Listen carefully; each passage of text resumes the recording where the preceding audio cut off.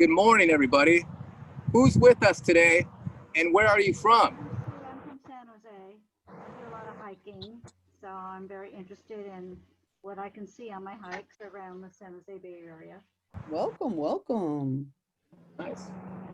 I am Susan. I'm from San Jose also, and I am fascinated by birds.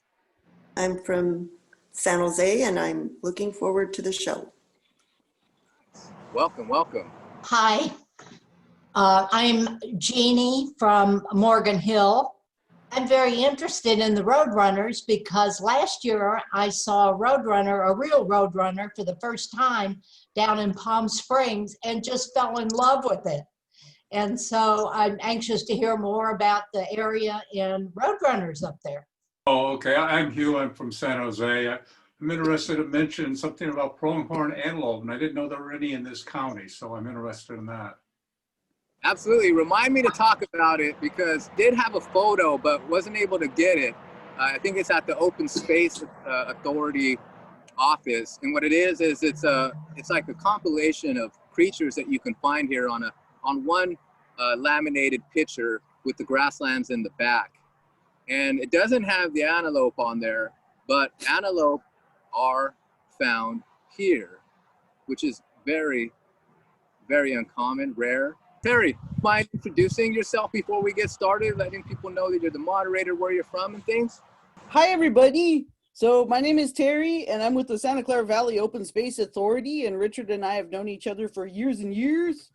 And so I'm really happy that he's out here doing this program today. This program is brought to you by Saved by Nature, and we're hosting it out here because Coyote Valley is one of the open spaces preserves that we protect. And I wanted to give you a heads up that it's actually in the planning department right now, and they are doing work. And so we're hoping to have some basic infrastructure put in and easier access in the future. Yes, and I want to go on record and say that the rest benches should go underneath the oak trees. Okay. I agree. Yes. Well, thank you, Terry, and thanks for being here. If you guys don't know, Terry has been a big inspiration in my life. So let's get this program on the road. Thank you so much for being here. I really appreciate your support. My name is Richard Tejeda. I'm the founder and executive director of a nonprofit organization called Saved by Nature. We're about providing nature for everybody. We do focus on low-income communities of color, at-promise youth, which I used to be, and seniors. But I want to make it clear that we provide nature for everybody. That's just our focus because it needs to be done. So today, again, we're at Coyote Ridge Open Space Preserve. It's a beautiful preserve right in your own backyard. I love this place because it's a beautiful place to be with wildflowers, and there's so much that you can see here. I wanted to at least tell you a little bit about those creatures that you could find before we get started. It's a little bit off of a tangent, but I just couldn't come here without telling you. One being the antelope. There's also creatures like badgers, bobcats, but one of my favorite and the biggest mammal that we have here in Santa Clara County is actually the tule elk. So here we have a replica tule elk skull. So we've led tule elk hikes here. Michael Hunt and Open Space Authority and Terry Rugwood will be leading another tule elk hunt. He's the expert on it, so you might want to check that out. You'll probably see it on their website, okay? So this is the tule elk. It is found here. They get up to about 400 pounds. Their rutting season is actually coming up in fall, and that's when they're going to kind of fight to death, if anything. So this is actually one of their antlers. It's very big. It can weigh up to 20 pounds, and this is a shed. It wasn't taken from a live animal. But just knowing that we have such massive animals right here in Santa Clara County. We actually have a video on our website under the video archive when we did a hike at Hellier Park, and right when we got there, I was able to put the spotting scope on the tule elk, so you could see them even from Highway 101, from Hellier Park, and then we lead hikes up here on the ridge, and then overlooking San Felipe, and are able to see them. So lots of mammals here. And this isn't a mitigation area for Highway 101, but a little hidden gem. Not many people know. I'm very happy to share that we have such beautiful diversity so close to home here at Coyote Ridge Open Space Preserve, okay? So, Terry, did you want to pop up that the cartoon really quick? Sure.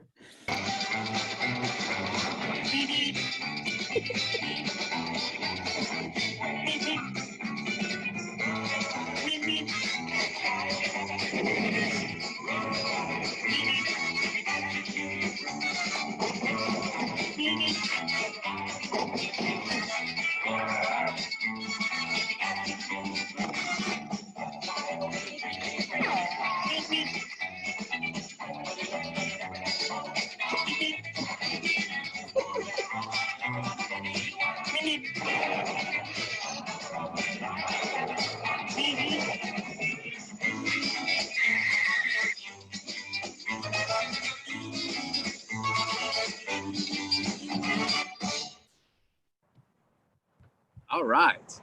Well, you know, we all know them from cartoons, but, you know, let alone from being real, did you know we have them here in Santa Clara County? But, you know, I didn't know that they were real, actually. I mean, I'm not embarrassed to say it. I thought they were just like this cartoon. I didn't know they were real.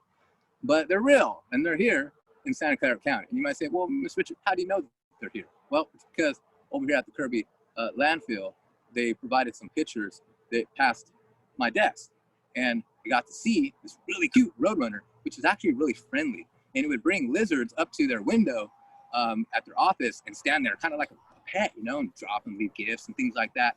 So they're actually really friendly in a sense, and people really enjoy them. They have predators, and some of those predators are raccoons, which we have here, hawks, which we have lots of different hawks here, and also, of course, the wily coyote, okay? So here we have a pelt of a wily coyote, right? This one got hit by a truck, an Acme truck, and so it's no longer with us. But this is a beautiful specimen. I'm pretty short, actually. I'm only 5'8". This is like pretty long. This is like 5 feet long. This is a huge coyote. So when we hike here, we have seen coyotes. This area that we're in, the reason why it's so special is because it's a specific type of habitat. It's a grassland habitat, okay?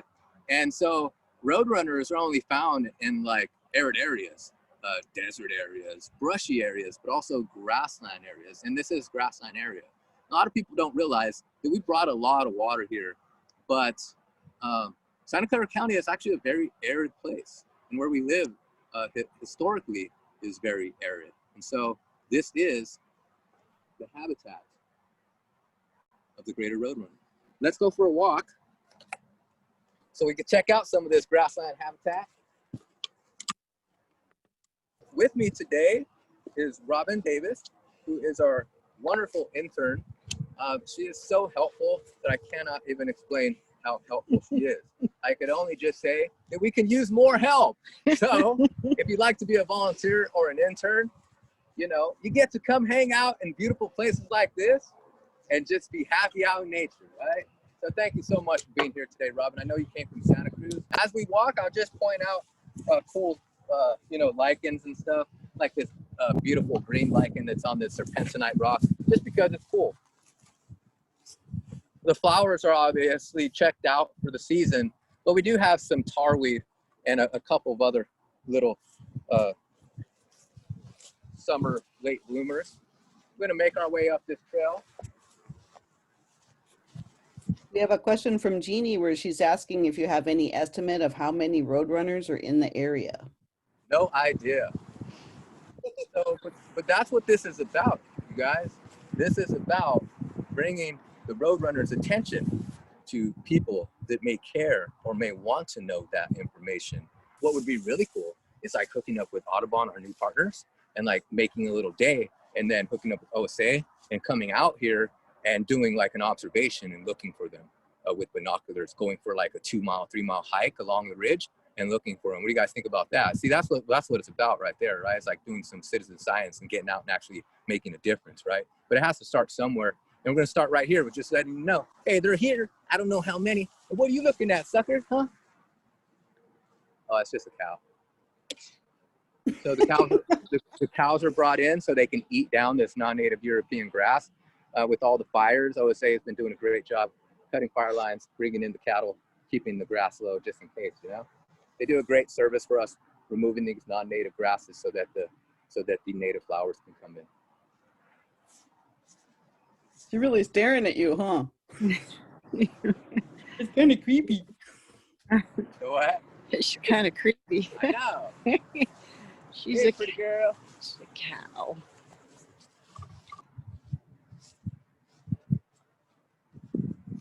Beautiful day out here.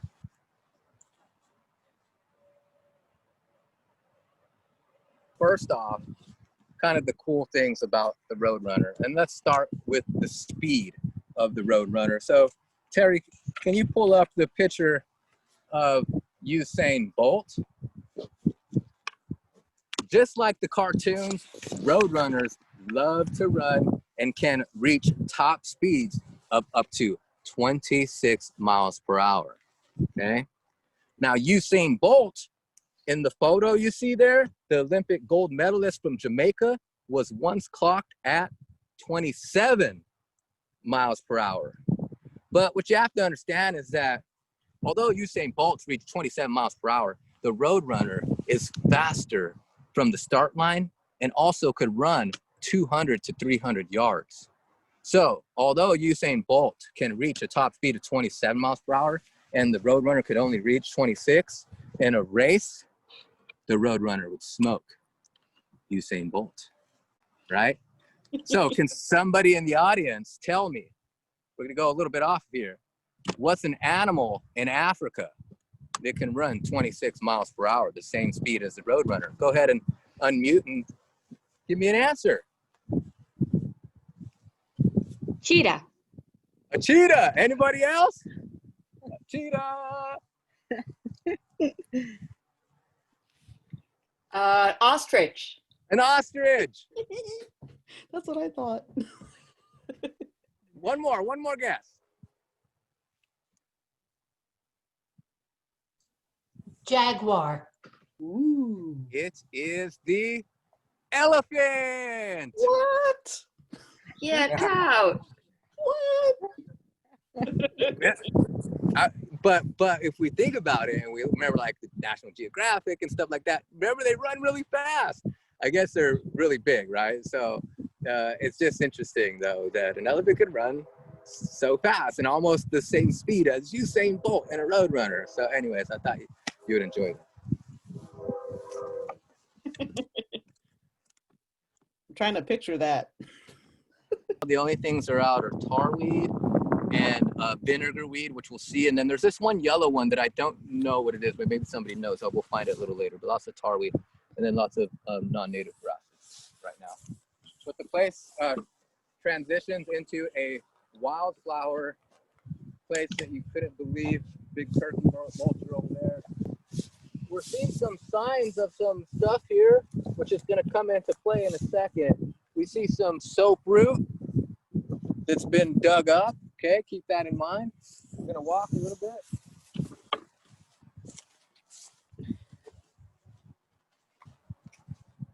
We got a specimen right over here we're going to check out real quick.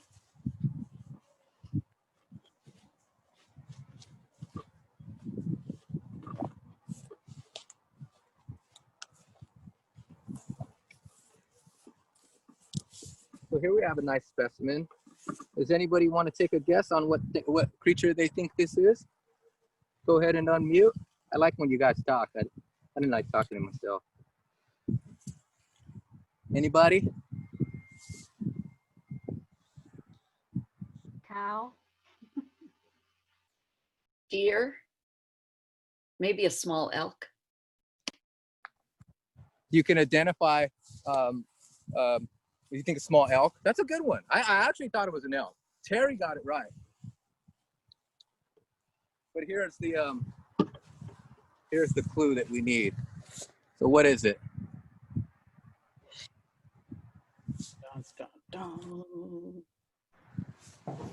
It's a Boar.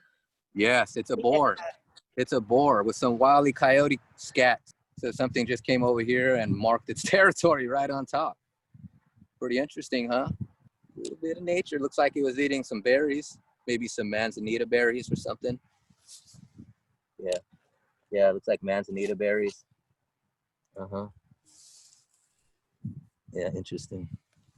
Nice vertebrae right here. You make a little stick game with that where you tie the yarn to it and stick and then you throw it up. What is that game called again? Kadama? Oh. Make an old school Kadama. Terry has one. Just a cute little yellow flower. Not even too sure if it's native. Most likely it's native. But just wanted to show it to you. There's a few of them around here. So as we make our way up, this is a very good place for views. There's many ways that you can go up here. There's I think is it 7 miles straight up? I don't, is it 7 miles? It feels like it. Gosh, it feels like it.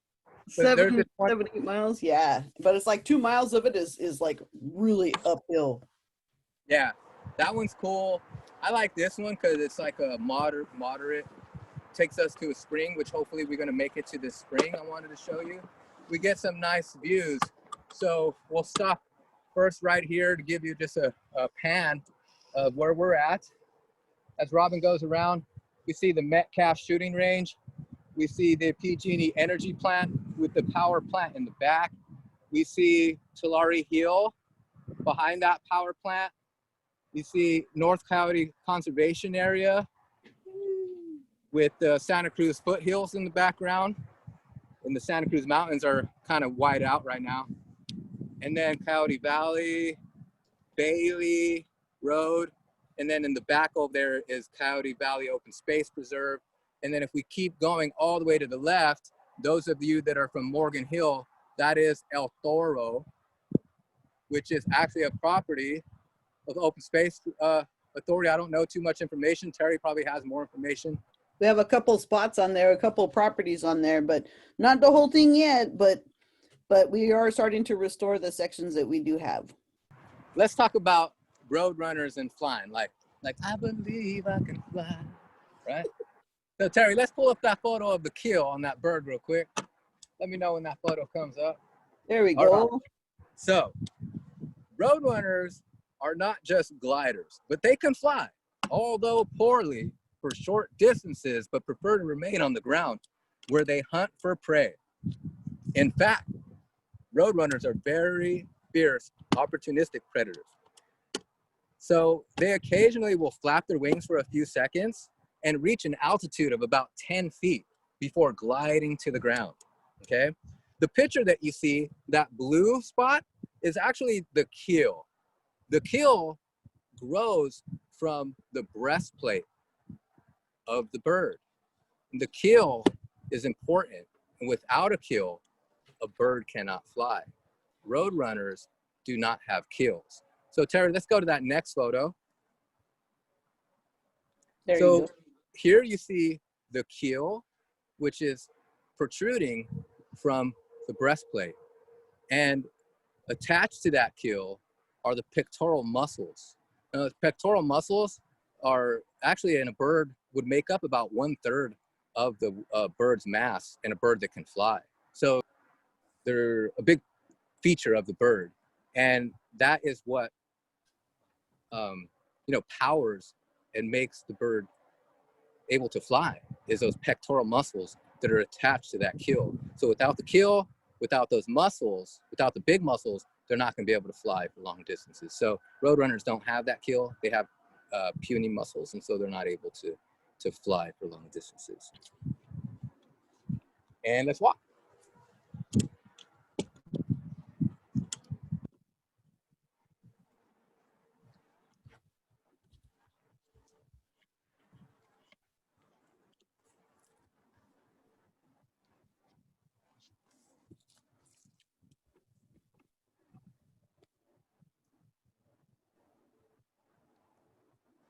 Yeah, I'm looking for a rattlesnake.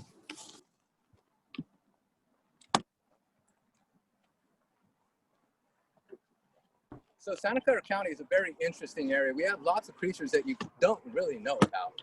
And this next one may surprise you. It may not. The first time I seen one was in a cup at Allen Rock Park when I was hiking. there was a cup on the side of the trail, and I was gonna pick it up and, you know, put it in my pocket because I pick up trash sometimes, not all the time.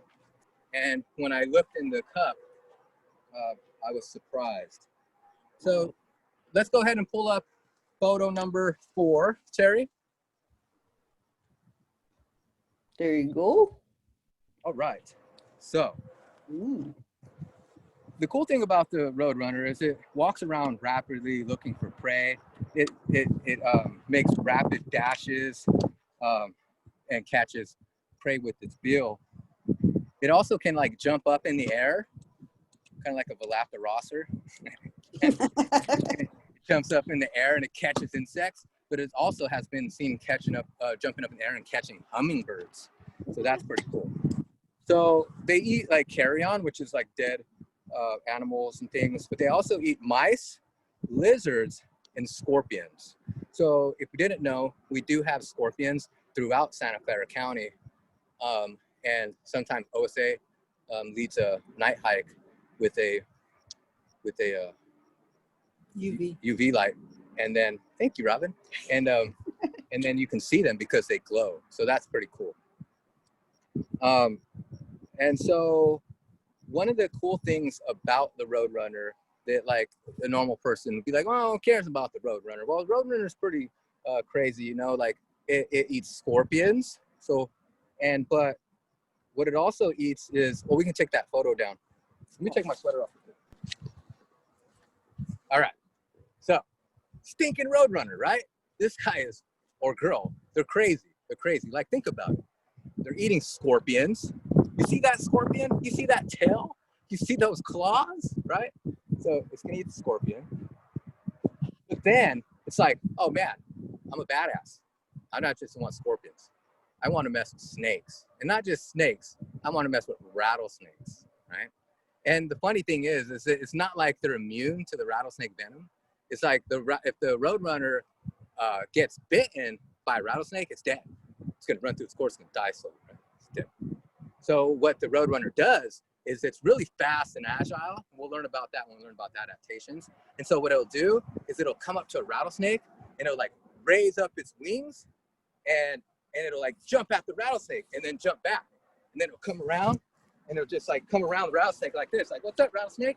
What's up? And it's like, it's like jumps like this and it jumps back and it jumps forward and it's waiting for the rattlesnake to strike.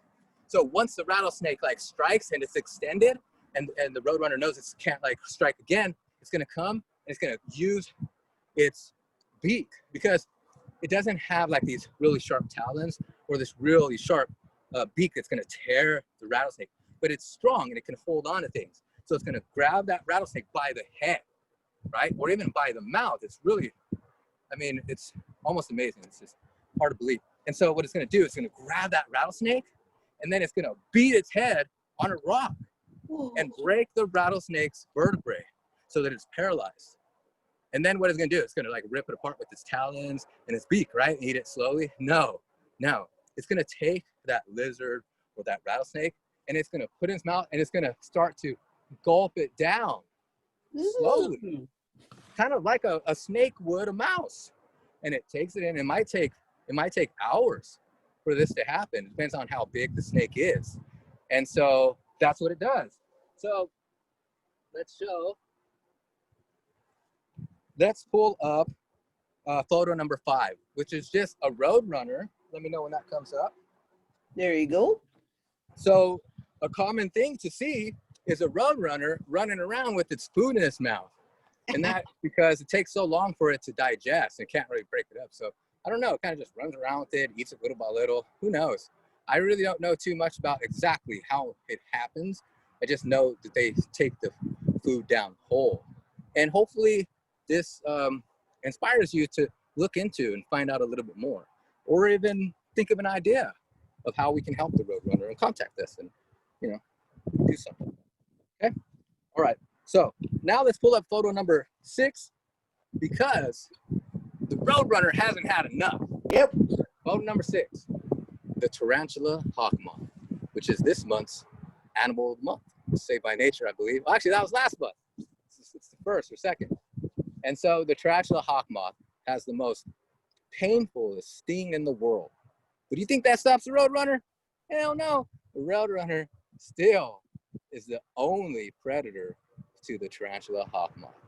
So now the Roadrunner is eating scorpions, venomous rattlesnakes, and the most powerful sting in the world, the tarantula hawk moth. What's up with this Roadrunner? He's been sitting here the whole time, and he's just like, and he's a great service and does all of these cool things. So I don't know. I think the Roadrunner is pretty cool, just by its diet and what it eats, right?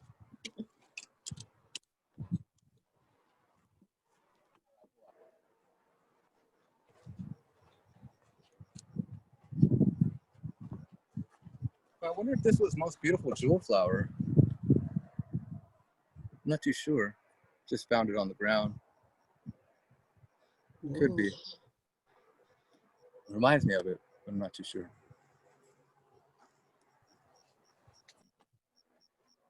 Ron thinks it might have been buckwheat. Okay. I'm gonna take this from you really quick.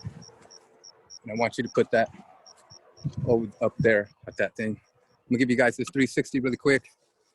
Bam, so over here is South San Jose. If you didn't know, that's where I grew up. I grew up in South San Jose, a really bad neighborhood over there called Vicky's Town. Right, so right over there. This area changed my life because if you see these green trees that run along, that's Coyote Creek. Now, I didn't live next to any nature.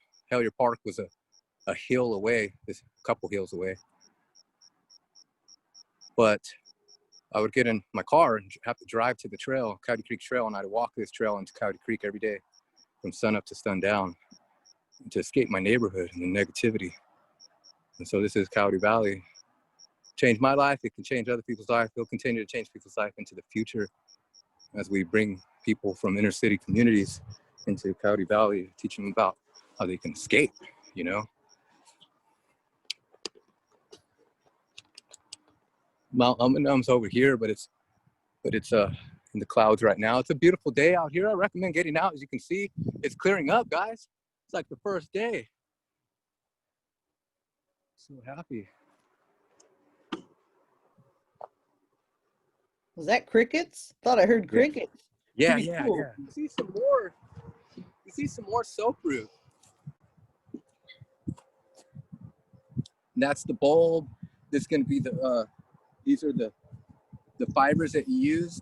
You put the brush, and then you can make the brush using these fibers. Or you can make a large broom. Remove this stuff. You just keep the fibers. It's good for acorns and stuff. But the boars like to dig them up, and I like to find them. All right, so we're going to talk about the identification of a roadrunner. When we think about roadrunners, think about Meep Meep. We think about this blue roadrunner with orange feet running around, right? Let's see.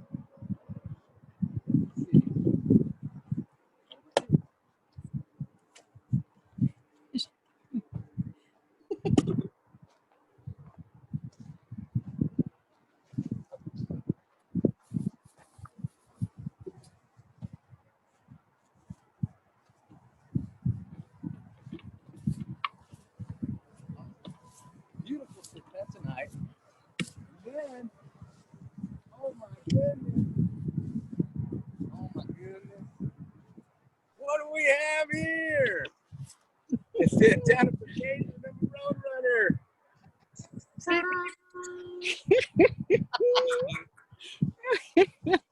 So here is the roadrunner in its natural habitat. This is actually about the size of the roadrunner. You know, Mr. Richard. You know, I went out and freaking printed it out. My wonderful wife cut it out. So this is about the size of a roadrunner. It's about 10 inches tall, 24 inches long. It does have 4 toes, 2 in the front and 2 in the back. Unlike most birds, which have 1 in the front and 3 in the back. Their 4 toes make a track of an X. So if you're a tracker, if you see a print, most likely if it makes an X, it's going to be a roadrunner. They have a very distinct track because they have 2 toes in front, 2 toes in the back. They have this wonderful crest. Now this crest is actually, we'll talk about it in the adaptations. I won't talk about that right now. But we see in the back, we have this wonderful camouflage color, which matches perfectly with the arid habitat that it's found in, like grasslands and shrubby areas and deserts. Okay? Now, 10 inches tall and about 24 inches long, but it weighs about 10 to 12 ounces. So this is a 12-ounce can of Nestle Carnation evaporated milk. It's not very heavy, but it does have a little bit of weight to it. So approximate size and approximate weight. Not very heavy at all. If it was standing, it would be able to probably just stand on my hand, and I would be able to just probably, yeah, it would actually. This is the weight. So I would just probably be able to like have it on my hand. That'd be really cool. Yeah. Underneath its skin, it's black, and so if it raises its feathers when the sun absorbs, it can raise its body temperature up to 7 degrees. That's pretty cool. All right, let's walk a little bit further up, and then we'll talk about adaptations. Let's go. As we walk, we do get to see the serpentinite, and in the serpentinite, living in there, sometimes you find rattlesnakes and stuff, and that's why I was looking for them.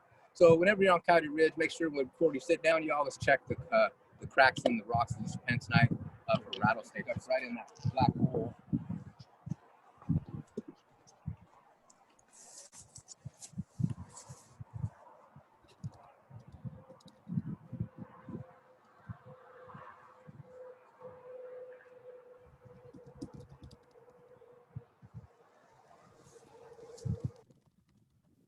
This is another great, outlook point, if you will. So we'll just give you another 360 or 180 of this view again. It's starting to clear up. Looks like we have some smoke still coming from the CZU fire, but the wind seems to be blowing northeast. So it is coming our way, actually. But it's definitely cleared up a lot.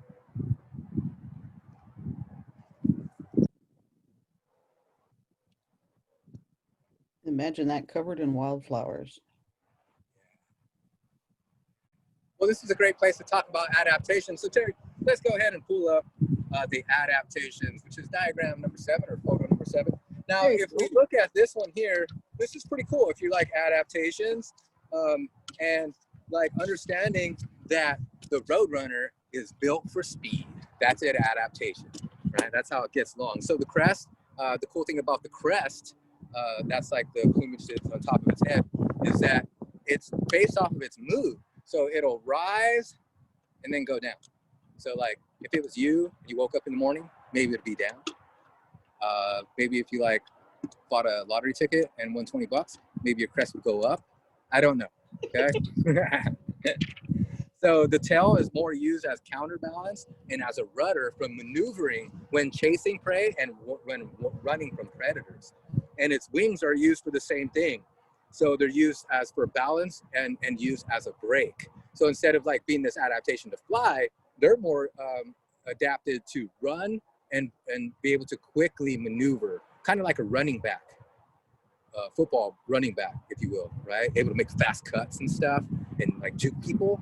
And so kind of like that, right? Their bill is strong, but it's more used to catch things, not necessarily to tear things, used again for like rodents and snakes. The legs and feet, again, 2 in the back, 2 in, toes in the front. And that's an adaptation to help it run faster. So adaptations, we're going to take that photo down. And that's just the adaptations of a Roadrunner. They're built for speed. The next thing we're going to talk about is the call of a Roadrunner. So unfortunately, it's not the cool Meep Meep. Although I love the Meep Meep, this is more of a cooing, which is more of kind of like a morning dove, if anything. Again, I like the Meep Meep, but Terry, go ahead and pull up one of the calls.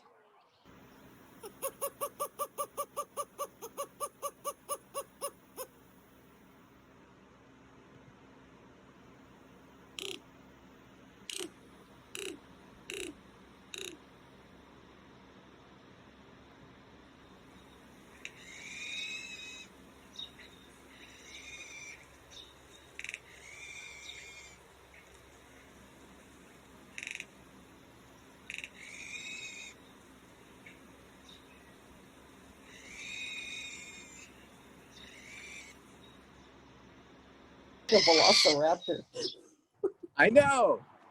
So, man, it's more of a velociraptor. I mean, it really is. Like, it has no meep meep to it. It has like this prehistoric sound. If anything, reminds me of the sandhill cranes, which are pretty prehistoric call. So it does have a prehistoric call. I like the velociraptor. Yeah. That's a new nickname. Little velociraptor. Can you imagine this thing being freaking 6 feet tall and like grabbing you by the head? You know, like right, and then taking you down a hole. Oh man, we're going kind of straight up right now.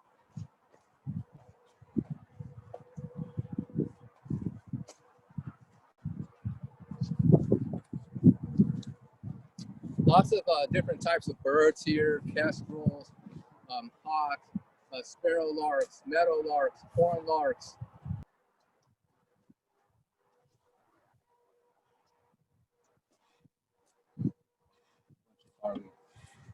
Interesting the way that it clusters. It's pretty cool.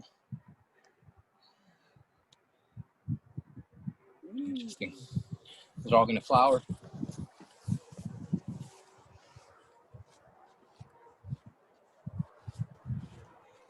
there's some beautiful vinegar weed.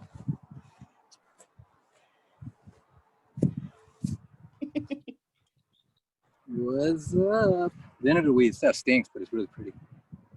That's nice, pretty purple flower on it. What you think, Roadrunner? Eep, eep. Okay. All right, almost to the false ridge.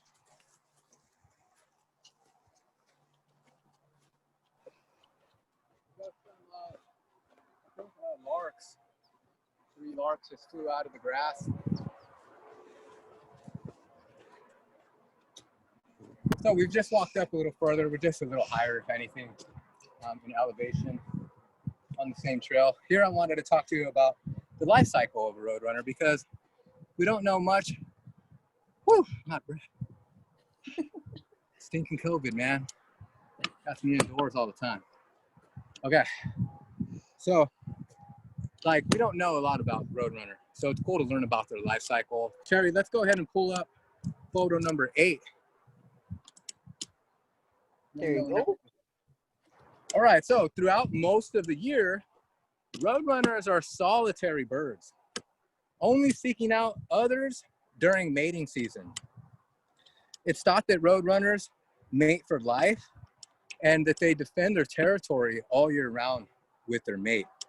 So the way that they court each other is one will chase the other around, they pause for rest, and they'll approach either the male or the female will approach the other with a stick or a blade of grass and drop it in front of them or hand it to them, okay? The other way is that they will raise up their wings and their back tail and wag it around while lowering their wings and lowering their bow. So just like the sandhill crane that I was talking about earlier, they have their own mating ritual, just like other animals do. And so pretty cool. If we look at photo number 9, we get to see the babies and the eggs. And so the nest site is usually found in dense bush, low trees or cactuses, and usually only about 2 to 12 inches off the ground. They're about 4 inches, like cupped, if you could picture a nest, and then it being cupped about 4 inches. They're made of sticks, grass, leaves, feathers, sometimes snake skin, and also cow manure, which we find lots of here at Coyote Ridge Open Space Preserve. And if we go to the next one, we'll see eggs, that the eggs are 2 to 6. They'll have 2 to 6 eggs, usually white to yellowish. And the incubation is done by both parents, but it's actually done more by the male. It takes 18 to 20 days before they hatch and another 18 days before they fledge. So I was telling Robin before we started, that means these little suckers, from the time that they were laid, are running around at 36 days old. So can you imagine or picture a little Roadrunner, 36 days years old, running around. Oh man, I can't wait to see that. And so, so pretty amazing, right? 36 days and they're running around already. And so what they eat, we go to photo 10, we have a really cool photo. And during my research, I found out that the male and the female feed the babies. And although, you know, they're able to like feed on their own for about another 30 to 45 days after they fledge, they're going to continue to be fed by their parents. And then you might be wondering, well, what do they eat as babies? Well, they're going to eat baby lizards and snakes and mice and small birds such as quail. And what you're seeing is actually, because if you didn't know, like, because we're all so closely related in this like wild king, the babies of all the species look the same. So that baby that you're seeing being fed to the birds, it could be actually anything, but it's actually a baby ground squirrel. And so again, you might think, well, what's gonna happen here? Like, is mom gonna give baby the food and then they all share it, tear it apart? No, mom's gonna hand that to one bird. One bird, the baby bird, is gonna put it in its mouth, and it's not even gonna chew.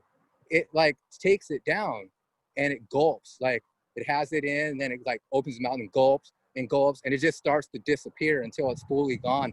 And then it sits in there and kind of breaks down, and it takes hours for that to happen. So they're eating whole creatures. It's pretty weird, if anything. All right, so, and our last slide, Terry, is Ta-da! Thanks for coming. Yes, yes, yes. All right. All right, go ahead and take that one down so I can say goodbye. There we go. Okay, Robin, there you come go. over here. We'll keep our 6 feet. Arm up. Nice. Woo! All right, everybody. This is Robin. This is our new intern. We're a new organization that help interns and volunteers. I cannot explain how important it is at this point of us being a nonprofit organization. I'm the only staff for Saved by Nature. And so having Robin, thank you so much, Robin. Yay, Robin! I love to be out here. Yeah. I bet, right? Isn't it fun? It is fun. It is so much fun. So thank you everybody for coming. Check out our Open Space website for that elk hike coming up and other virtual programs. Check out Saved by Nature. Consider making a donation to keep our program going. Other than that, thank you so much for coming. Have a wonderful day. Terry, was there anything you wanted to leave them with? Just thank you so much for coming. We're so happy to see everybody. And if you have any ideas of other topics that you'd like to learn about, feel free to let us know. It's a decent day. You might want to consider getting out. Let me just show you this, the Coyote Valley, so you can see the thickness or not thickness of what's going on. Consider out getting out for a hike today, getting some fresh air. It's not too bad, okay? Thank you, everybody. Bye, Terry. Thank you.